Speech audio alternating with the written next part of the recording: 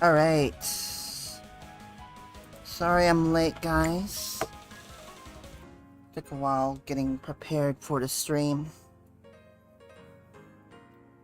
Alright.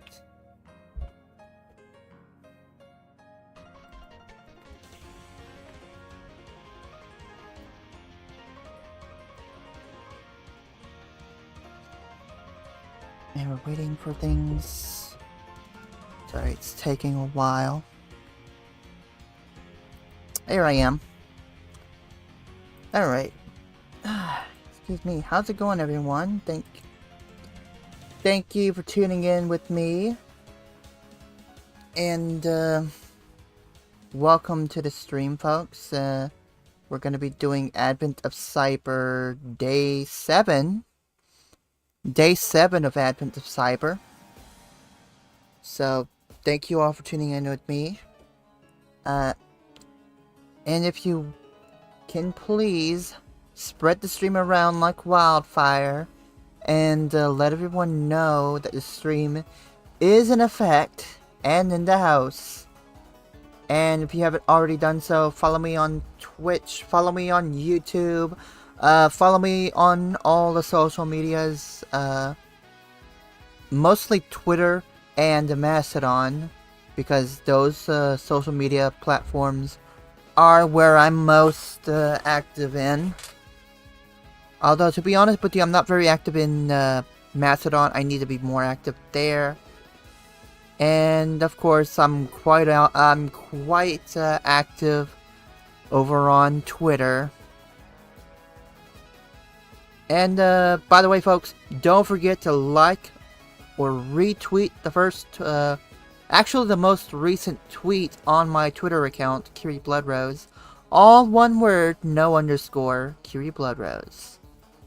Anyway, folks, we have a good stream tonight. We're going to be doing some TryHackMe Advent of Cyber Day 7. For those of you keeping track, Day 7 of Advent of Cyber.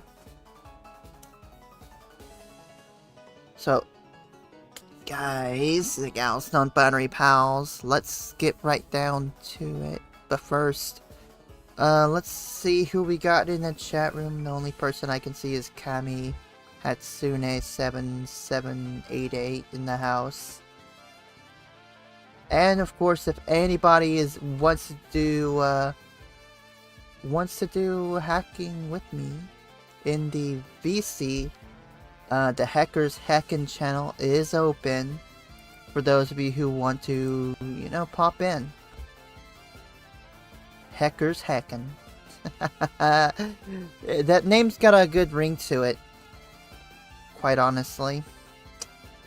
Alright, so anyway, now that that's all out of the way, I think we'll go ahead and get started with Advent of Cyber.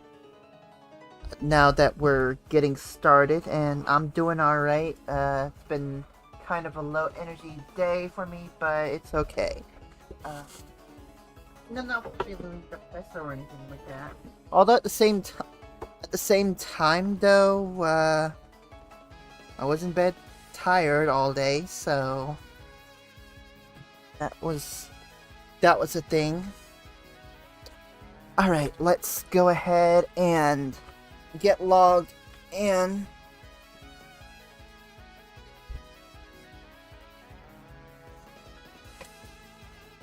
Alright, let's get logged into my PC. I've got two laptops running. I got this one that I'm using for hacker things and work things, and like the one that we're going to connect to, and the one I'm streaming off of, that's the main laptop that I use. So yeah, it's been one of those days. Alright. Let's go ahead and get in here.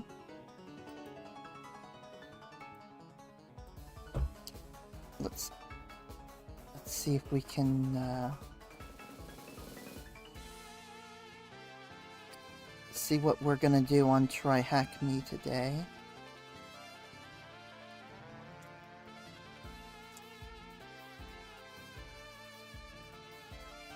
So we're gonna log in here.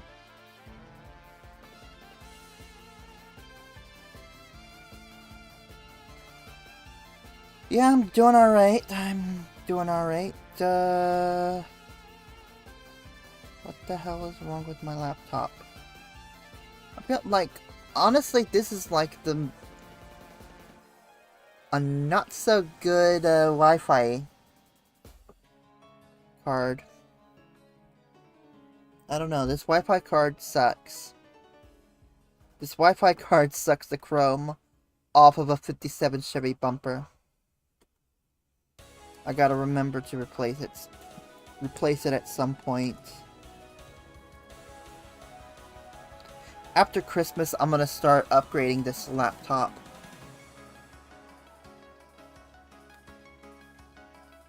There we go. Alright, we got it all fixed up. We're gonna go ahead and have a look at what we're doing. I'm not gonna start the VM yet. Okay, maybe I will. But I'm not gonna start the terminal just yet. Unless we absolutely need it. We got split view over here, so we're not gonna need the terminal. I don't think we're gonna need it yet. We'll see. So we have the story right here. This is the day 7 story. To take revenge for the company demoting him to regional manager during the acquisition, Tracy McGreedy installed the Cryptoid Miner, a malware he downloaded from the dark web, on all workstations and servers. Even more worrying and unknown to McGreedy, this malware includes a data stealing functionality which the malware author benefits from. The malware has been executed, and now a lot of unusual traffic is being generated. What's more, a large bandwidth of data is seen to be leaving the network. Forensic McBlue assembles a team to analyze the proxy logs and understand the suspicious network traffic. So our learning... Let me take a sip of this monster right here and we'll read the objective.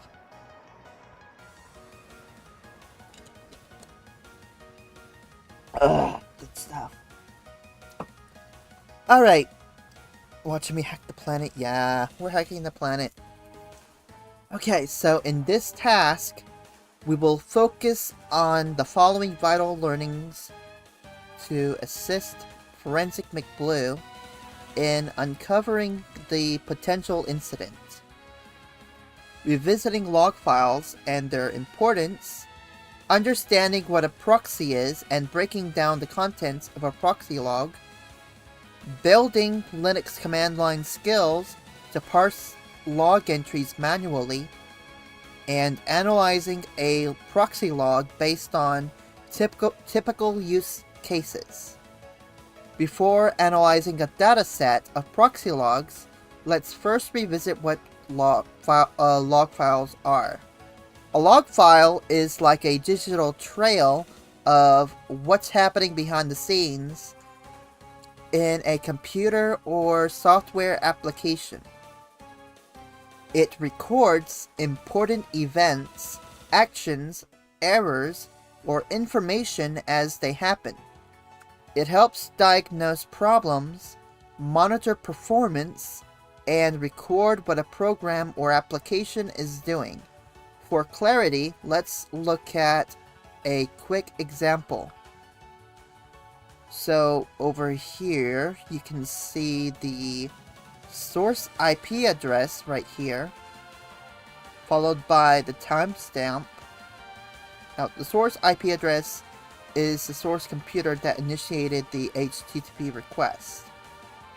This is a timestamp with the date and time when the event occurred.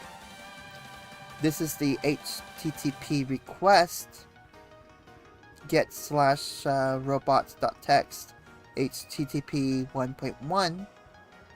This is the status code, which is 200.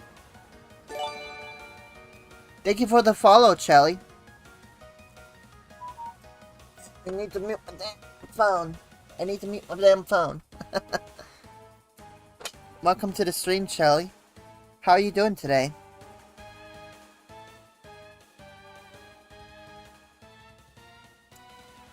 Okay, so we're gonna continue on with this. So the 200 status code basically means like 200 OK, which means that the file exists on the web server. You've got user agent right at the end, in which case the user agent is curl 7.680.0, and that's basically the user agent used by the source of the request.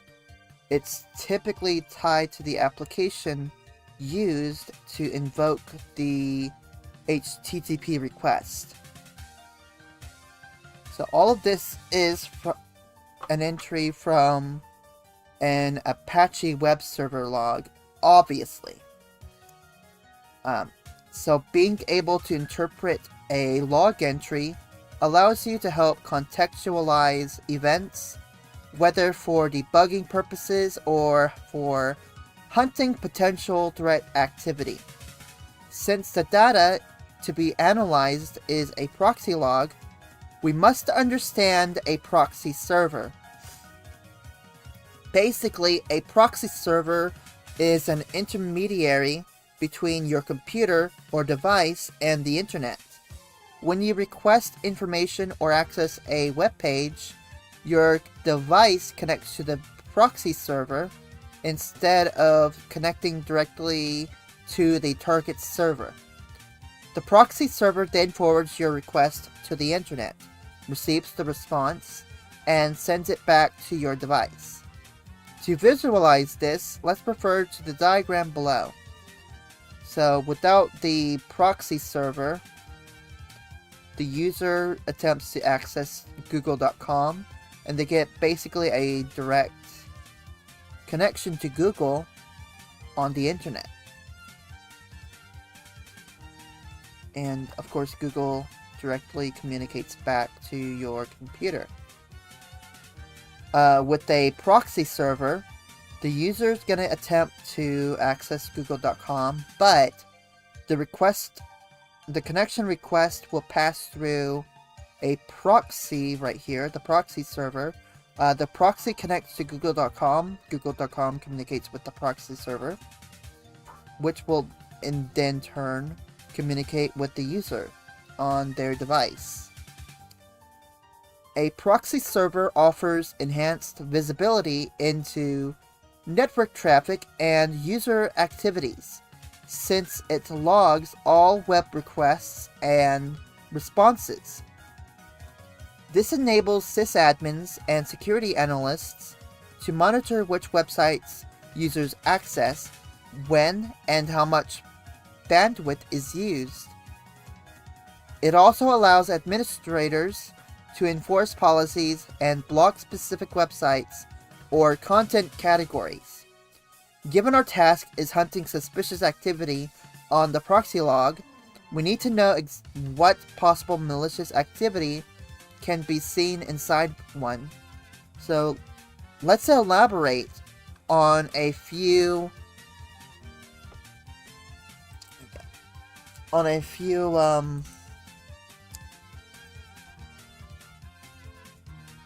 common examples of malicious activities. So you got the download attempt of a malicious binary, the possible indicator connection to a malicious URL binary. You've got data exfiltration, being a high count of outbound bandwidth due to file upload, like outbound connection to OneDrive, and continuous C2 connection, basically high count of outbound connections to a single domain in regular intervals, being like connections every 5 minutes to a single domain. We'll expand further on these concepts in the following task sections. So let's review the questions in this connection card. So, do we need the attack box today? Nope. Do we need to start the VM? Yep. We already just started up the VM. Is there split screen available? Yep, there is. Direct link? Nope. Can we connect to it remotely? Nope. So let me go ahead and go into split view, and we're going to use this in a second tab. So we must understand the log contents to work on the dataset provided. To make things fun, let's start playing with it by clicking the Start Machine button, which we just did, and the machine obviously automatically goes into split view mode, but you can click the split screen button if it doesn't.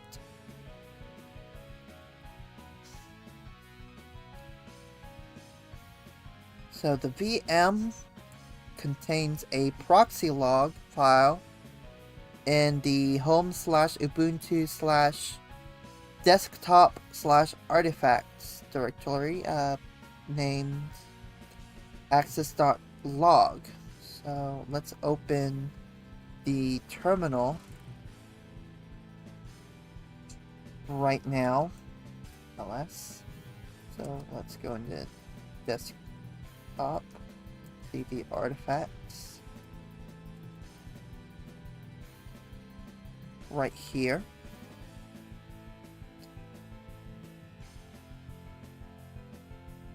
And we've confirmed that the file is in there.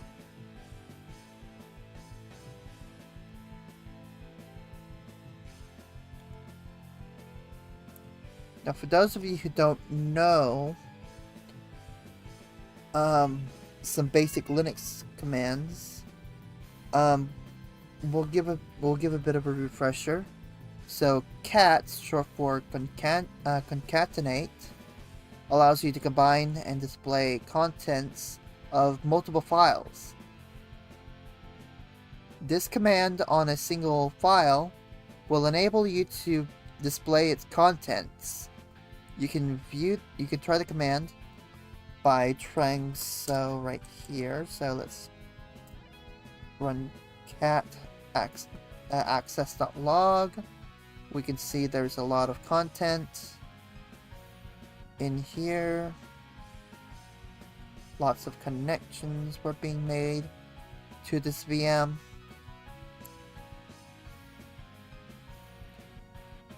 You might have been overwhelmed by the contents of the proxy log, and that's because cat dumps all the contents and only stops once the end of the file has been rendered. But don't worry, we'll learn a few tricks to optimize the output of our commands with the following sections. So the less command allows you to view the contents of a file one page at a time. Compared to the cat command, this allows you to easily review the contents without being overwhelmed by the large quantity of the log file.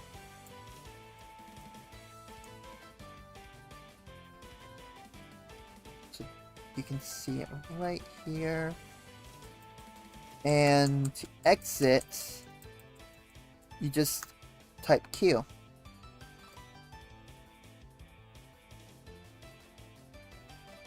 So you can use the up and down button to move one line at a time, page up B or page down space buttons to move one page at a time, and you can exit by pressing the Q button. The head command allows you to view the contents at the top of the file, so we can execute the head access.log command to view the first 10 entries of the log. To specify the number of lines to be displayed, you can use the tac n option together with the number of lines similar to this command. So head tac n1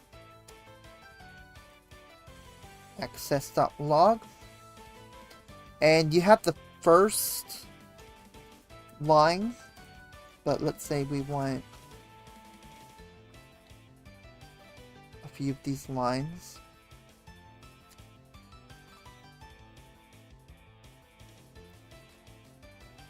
And in contrast to the head command, the tail command allows you to view the end of the file easily.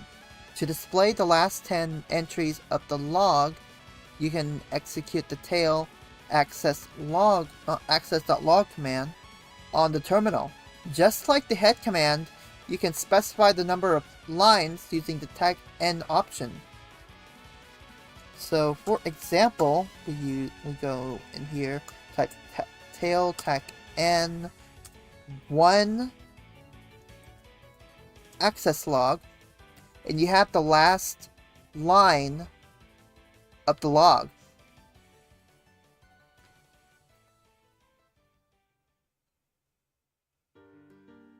WC stands for word count. It's a command line tool that counts the number of lines, words, and characters in a text file. We can try executing WC access.log. By default, it prints the number of lines, words, and characters shown on your terminal. For this task, we need to focus on line count. So we can use the tac L option to display only the line count. So we can do that right here. WC tac L access log. And as you can see, there are 49,081 lines in this log. So you can tell why we got overwhelmed by the cat command. Also, the NL command stands for number lines, so it renders the contents of the file in a numbered line format. So let's try this command. And as you can see, we've got the number of each line to the left. Now it can look like multiple lines on one line if you are like running like a small little terminal window, but that's actually one line. If the text, if there's no number, like if there's no line number to the left of a specific line of text, it means that particular line of text is actually part of the line of text above it. If that makes any sense. This command is very helpful if used before the head or tail command, since the line number can be used as a reference in trimming the output. Knowing the line number of the log entry allows you to easily manage the values rendered as output. Now that we have started seeing log contents, let's keep learning about them by breaking down each log entry. Log McBlue tells us that he has configured the Squid proxy server to use the following log formats: timestamp, source IP, domain, colon, port, http_method, http_URI, status_code, response_size, and user_agent. Let's use one of the log entries as an example and compare it to the format above. So in this example, you can see we have the timestamp right here. You have the source IP, the IP that connected to our server. You have a domain and a port, in which case we have storage.live.com, port 443. This is a HTTPS server. You got the method get, HTTP get, the URI being / the status code 400. The response size is 630, and the user agent indicates that this is Mozilla 5.0. So this could either be Mozilla Firefox or Safari or Chrome.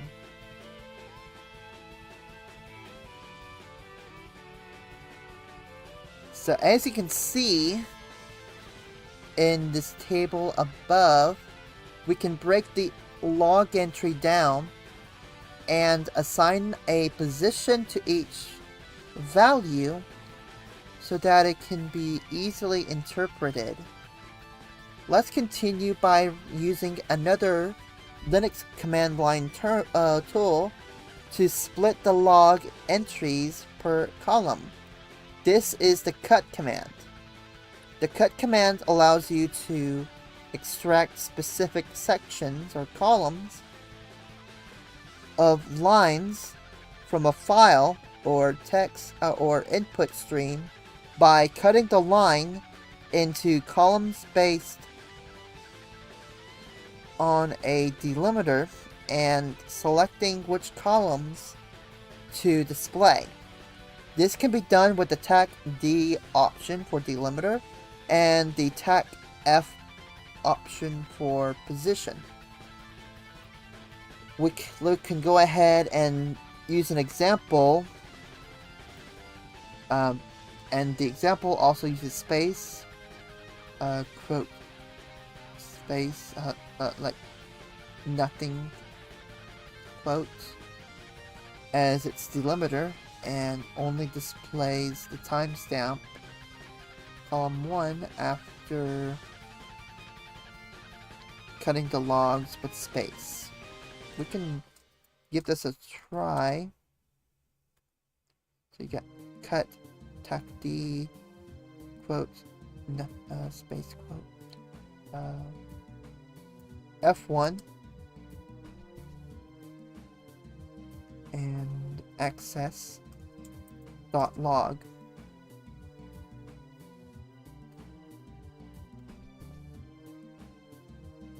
It's also possible, so we've only selected the timestamps columns, but it's also possible to select multiple columns, just like in this example, which will choose timestamp column 1, port, domain and port column 3, and status code column 6.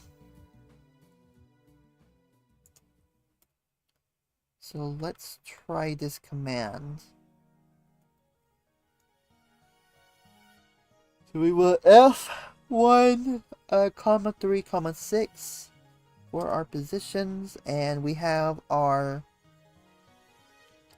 we have our domain names added, plus the status code for each connection to the web servers. And lastly, the space delimiter won't work if you plan to get the user agent column, since its value may contain a space, just like in this log right here. So given this, let's see, here's the log. So given this, you must change the delimiter and select column 2 because the user agent is enclosed with double quotes. So let's try that. Yeah, why am I tired? Hang on. Screw that up. We need F2. And we have one particular user agent we're getting in the log. In the example above, we've used column 2, since column 1 will provide the contents before the use of double quotes.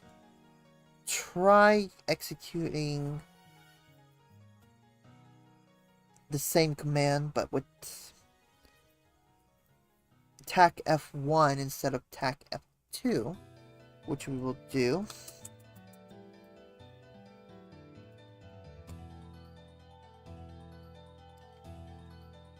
And as you can see, I pretty much got everything again. So, in the previous section, we've introduced some Linux commands that will be useful for investigation. To utilize all these commands and produce an output that can provide meaningful information, we can use Linux pipes. In Linux or Unix-like operating systems, a pipe is a way, or this character, I don't know how to describe it, but it's a way to connect two or more commands to make them work together seamlessly. It allows you to take the output of one command and use it as the input for another. We'll introduce more commands by going through some use cases. We need to get the first 5 connections made by this IP address right here. To do this, we'll combine the grep command with the head command.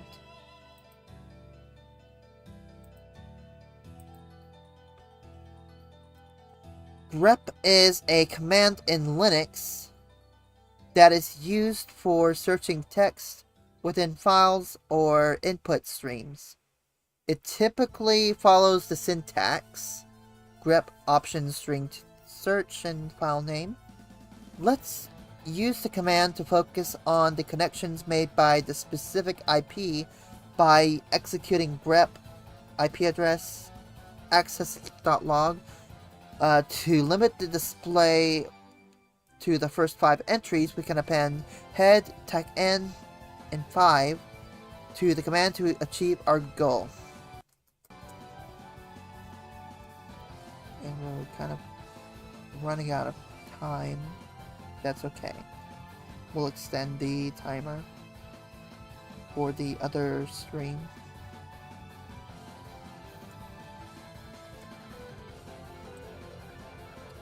Right, we input the grep command. That's going to be, we're going to use it as the output for head n5.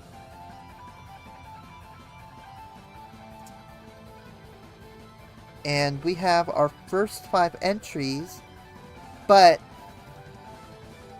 it's important to note that all 5 of these entries have a common column, which is the source IP of 10.10.140.96.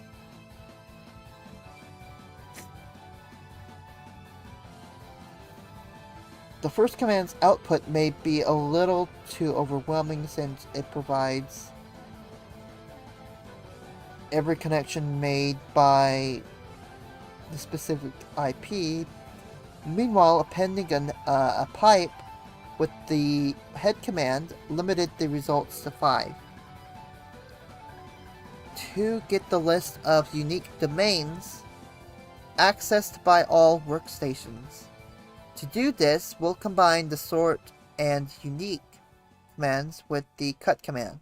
Sort is a Linux command used to sort the lines of text files or input streams in an ascending or descending order, while the unique command allows you to filter out and display unique lines from a sorted code or input stream. Note that the unique command requires a sorted list in order to be effective, since it only compares adjacent lines. To achieve our goal, we will start by getting the domain column and removing the port. When we have the list of domains, we'll sort it and get the unique list using the sort and unique commands. So let's use cut, attack D, space, F3, access log, pipe,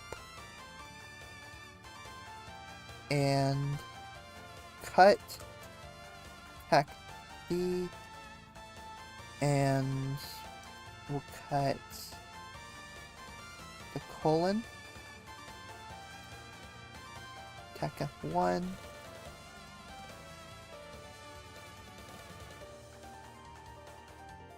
it's not right. Oh, okay, I got F4, not F3. Joy.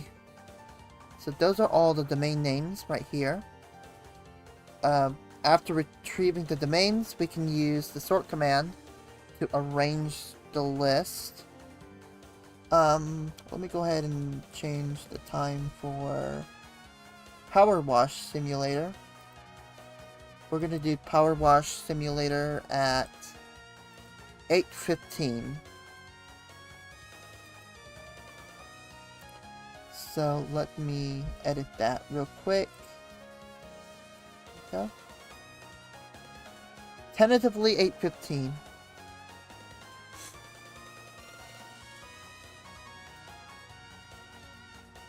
Okay. So we'll run the command again, but this time with sort. So we'll pipe sort in. And look at that, we have an organized, sorted list of domain names. So lastly, we need to use the unique command to remove all the duplicates. There we go. We have all of these domain names. All simplified list. Hell yeah. You can try to execute the commands one at a time to see their results before adding a piped command. Display the connection count on each domain. So, we already have the list of unique domains based on our previous use case. Now we need to add some parameters to our commands to get the count of each domain access. This can be done with the taxi option to the unique command. So we'll type the up arrow and we'll append taxi. We have a lot of we have like many of these domains we've connected to, like this computer connected to like hundreds of times. And moreover, the result can be sorted again based on the count of each domain by using the TACN option of the sort command. So let's append TACN to the command.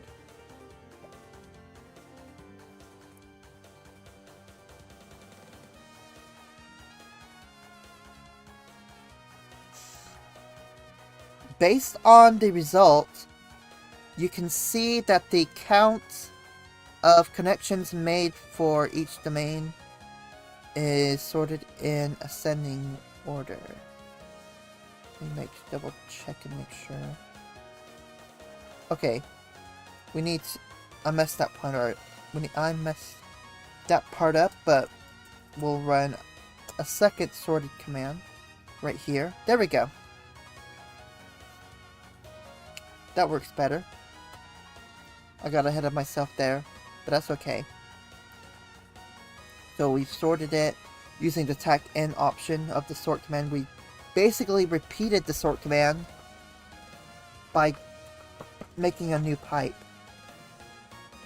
So based on the result, we can see that the count of connections made for each domain was sorted in ascending order.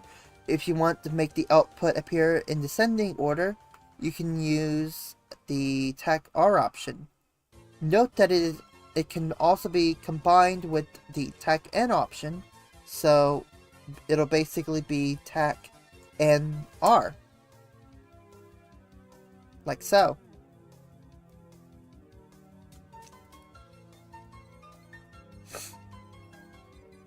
You can play with all of the commands to test your capabilities in combining Linux commands using pipes.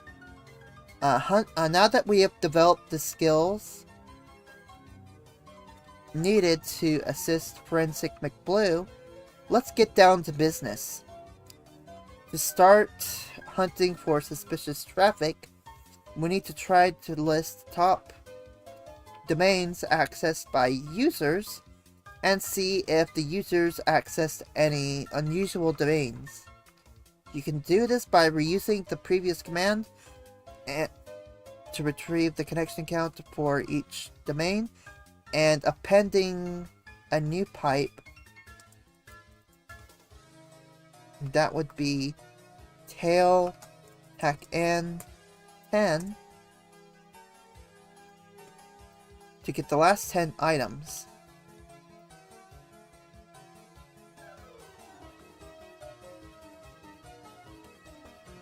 Note that we use the command since the list is in ascending order, and because of this, the domains with a high connection count are positioned at the apparently it was positioned at the top.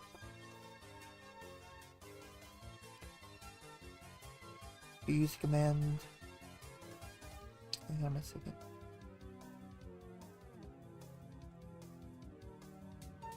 Okay. We need to remove the R, and it will show that it shows the domains with a high connection count at the bottom of the list.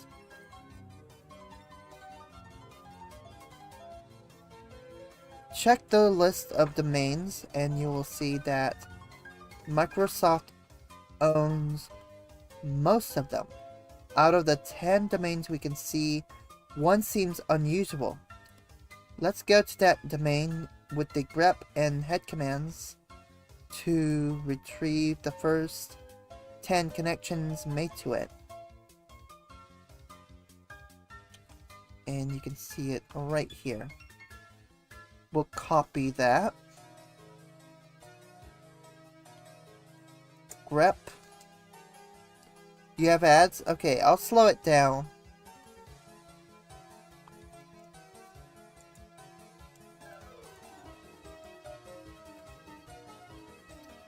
I will slow it down. You need to type this in. Access.log. Add. Back in. 5.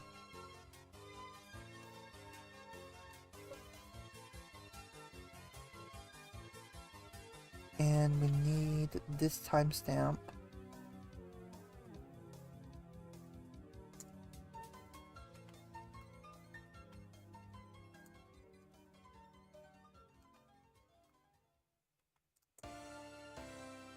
That would be 3 o'clock.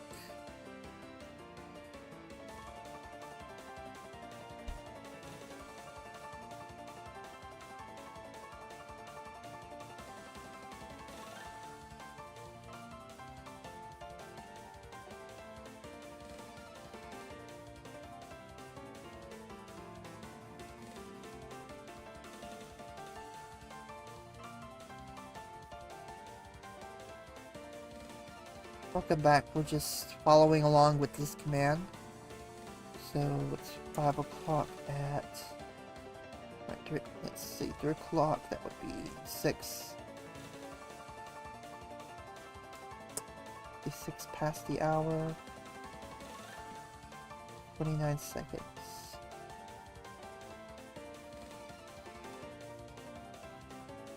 And now, it says redacted IP.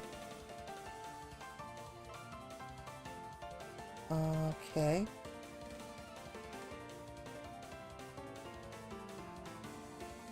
What's the redacted IP?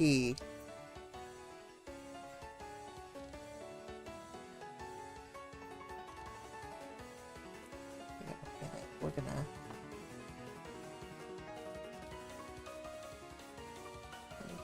answer that somehow. Maybe it's this IP.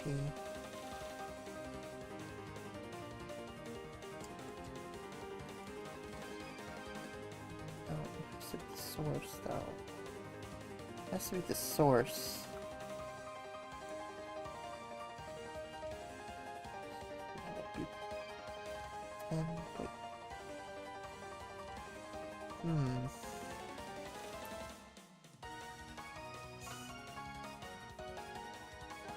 Let me copy this real quick. Actually,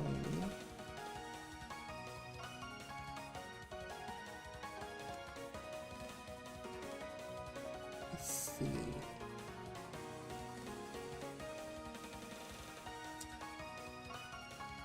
Okay, there's nothing.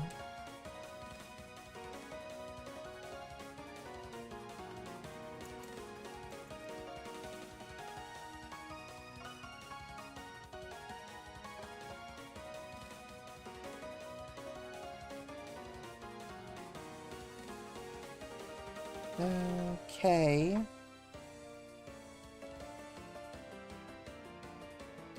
We piped it correctly. Followed this command.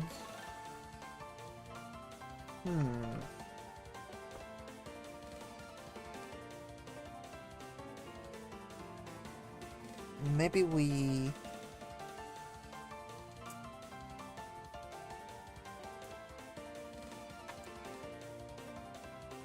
do less? Okay.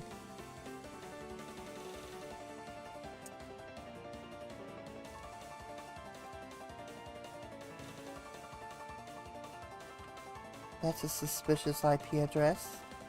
We'll copy that.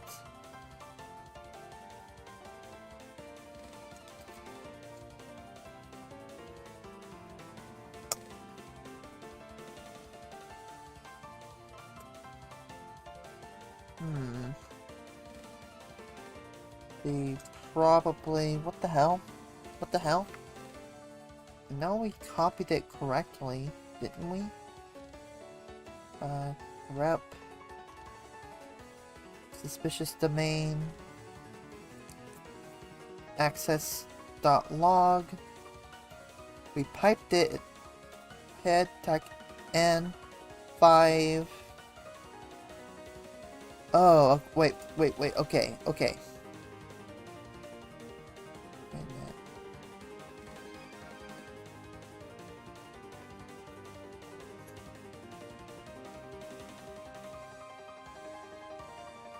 Try something.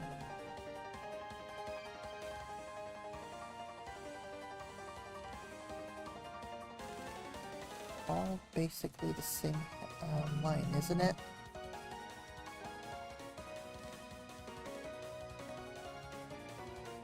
No?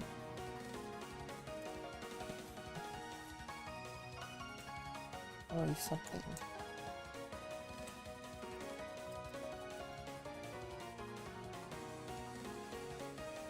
Huh.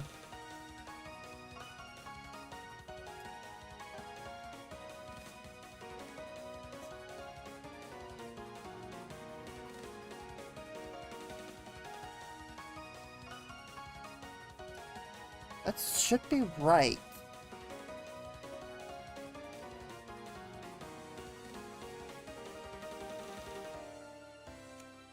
Rep.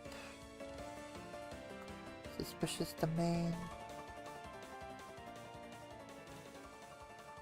Access.log. Head.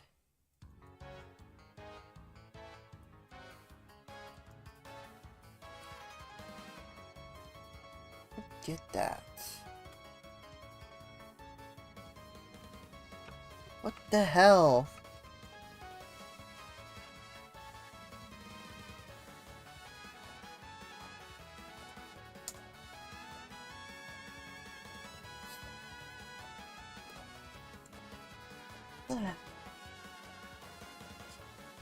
Hey. So let's increase. Let's make it 8:30 when we do that. Make it 8:30 when we do power wash. This is gonna take a while. Okay.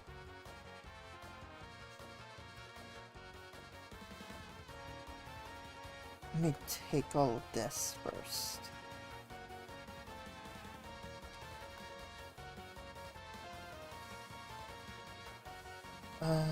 No, don't open my terminal. I did not need to open my terminal.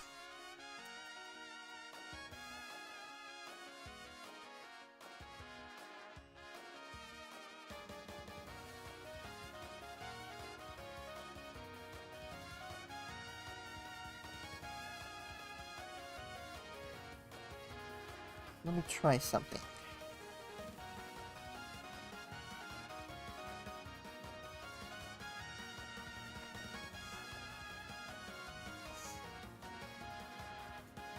Let me have a look at this. It's all the same. It's the same, quite honestly.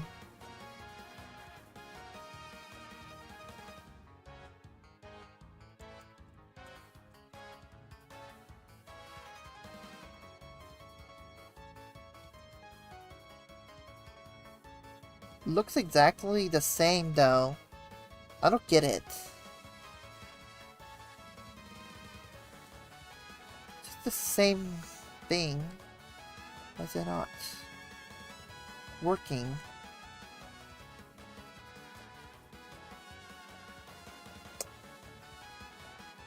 That's what's file or directory. But it shows it right there, so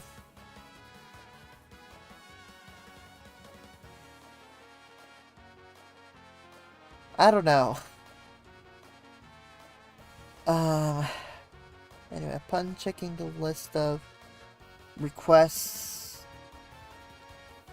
to the redacted domain, we see something unusual with the string passed to the cookies parameter. Let's try to retrieve the data by cutting the request URI with equals as its delimiter.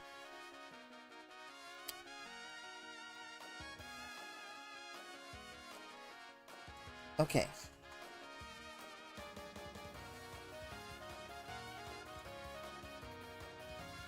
So let's grep put D equals... No, wait, no. Space first. Packet 5. Pipe, cut, delimiter, or tech D, and equals packet 2. So based on the format, it seems that this data seems to be encoded with base 64.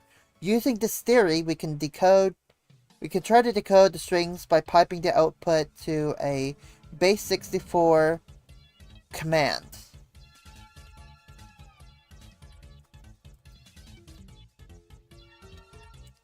Base 64 tech-D for decrypt. Oh, we have a flag as well.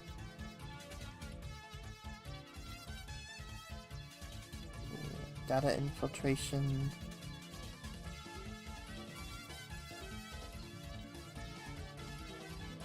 Okay. So we're about finished. A little late, but about finished. But did you notice that the decoded data seems to be sensitive data for Antarctic crafts? This might be a case of data exfiltration. So, congratulations, you've completed the investigation through log analysis and uncovered stolen data. The next step for Forensic McBlue's team in this incident is to apply steps like blocking the malicious domain to prevent further impact.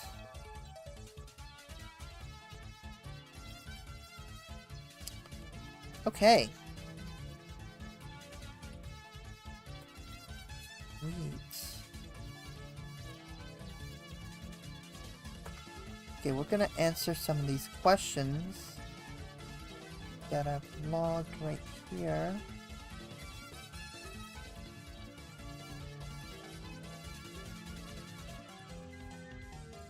I'm gonna grab this IP address right here because we'll need it.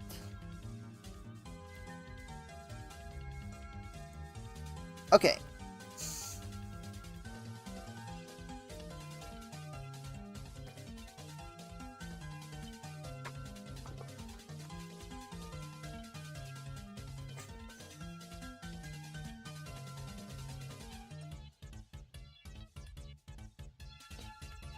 Answer these questions.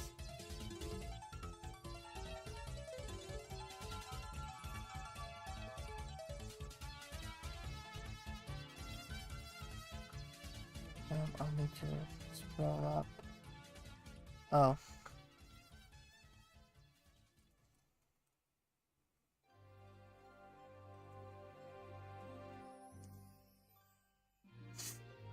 Okay, so let me look at this stuff right here.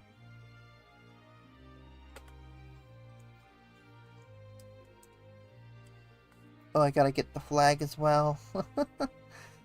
Let's see. That would be right next to SOC Analyst.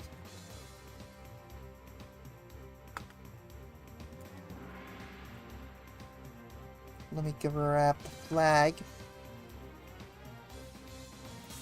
Also, if you enjoyed doing log analysis, check out this room, log analysis. It's actually a module in the SOC level 2 path. I'll have a look at this later.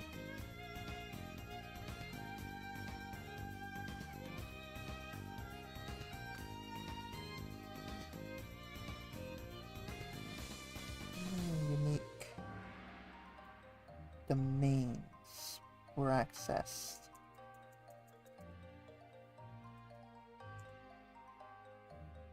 Hang on. What was that one command for lines again?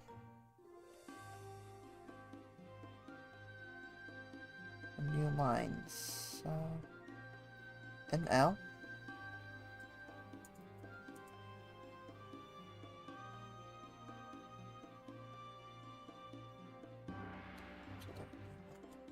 And 11 unique domains.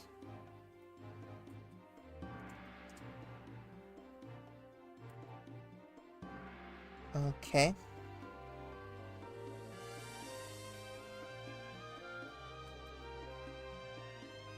Unique IP addresses. Actually, I want to see status code for the least accessed domain.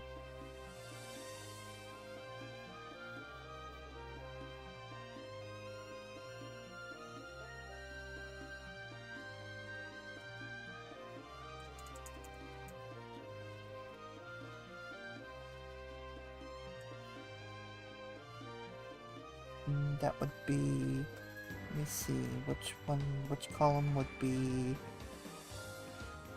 status code 6. Okay, comma 6. I think.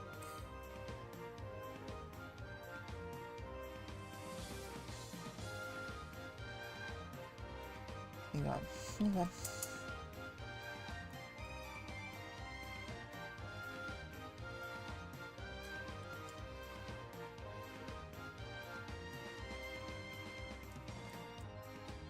Still learning this.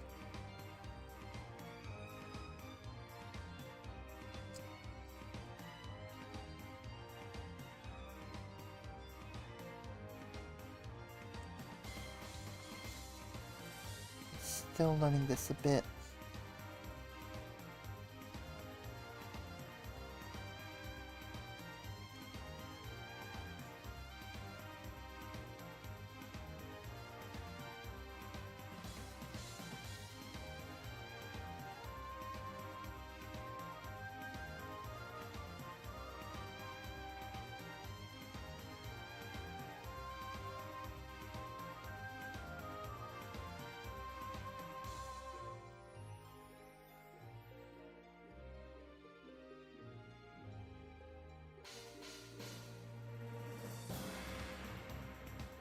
So the least accessed domain. 2 of them.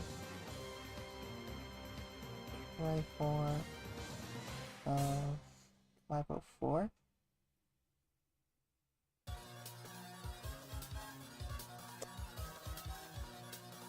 There's the 0.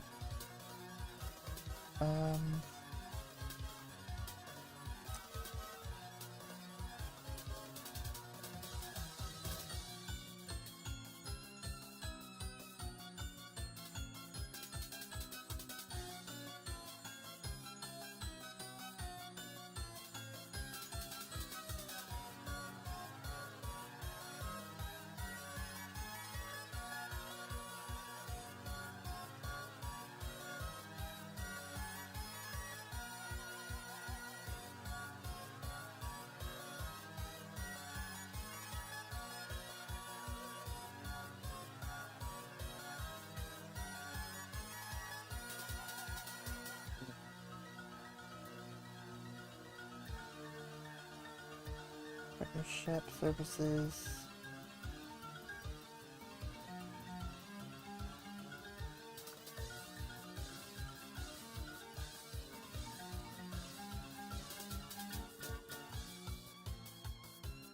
Let me try this one right here.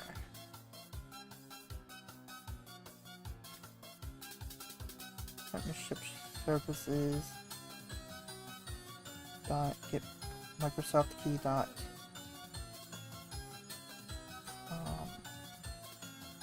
whatever that is. Okay, 503.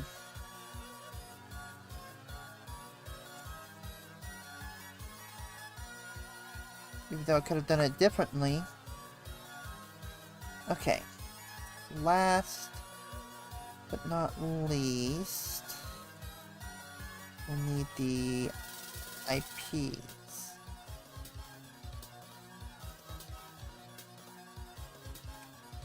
F2. Wait, nope. Still grepping. Still grepping. Alright, so... NL. That would be 90 IP address. And... we're done! We're done with the Advent of Cyber today. It took me a while.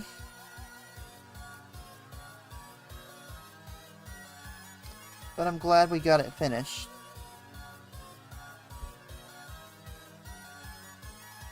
Took me about an hour to finish it, but we got it finished. Which is the good news.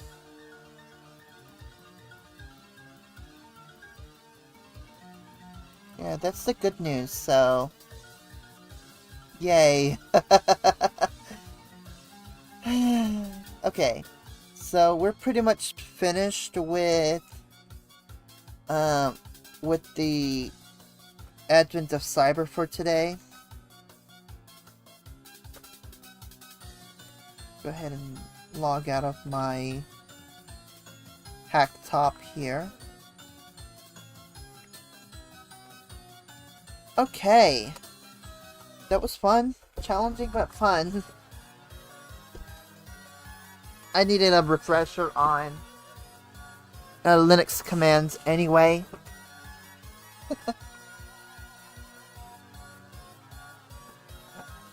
Bloody.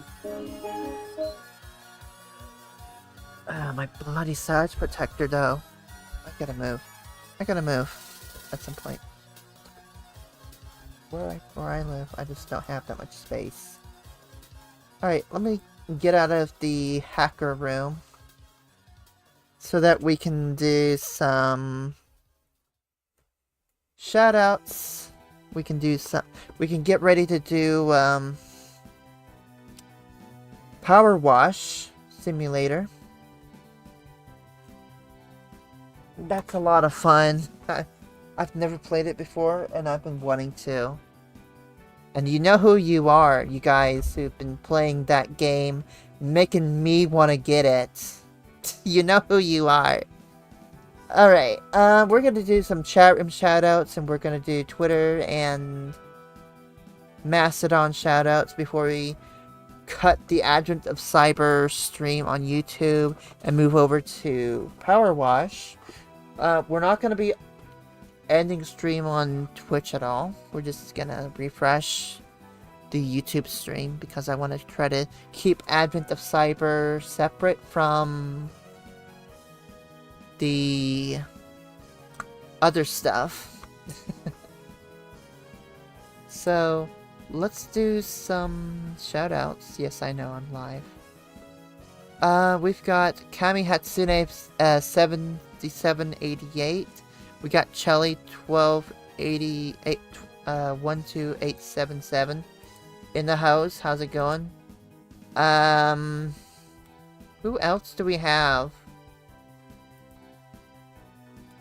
Thank you for the follow. And I see you're spamming the ghost emotes. Of course. Why did I hit the ghost emotes again? I don't know. Who else do we got? Let's check Twitter and see if we have any shoutouts on Twitter. We got a few shoutouts on Twitter. Let's have a look at those. We've got Vanev V4N3 V4N3 in the house. I'll just call you that. We've got somebody named Chelly pre-debut in the house. We've got Ellen Cortaro. Great, another damn graphic designer person. Damn it. Go away, scammers. We got Angela George in the house. Great, another probably a scammer. I'm tired of you scammers. We got Mirella in the house. I don't think Chelly's a scammer. I think they're pre-debut. They're just getting into the streamer stuff. It's the only legitimate person I see. So thank you, Shelly, for being legitimate, at least. Alright, let's see. Do we have anyone on Mastodon before we refresh? We don't have anyone on Mastodon, so cool. Alright guys, we're gonna do a bit of a stream refresh here. For the people who are watching on YouTube, thank you for watching this VOD or the stream. We're gonna move over to the Power Wash stream. For those of you on Twitch, stay tuned. We're not going away. I'm just going ahead and switching gears. So, I will be right back.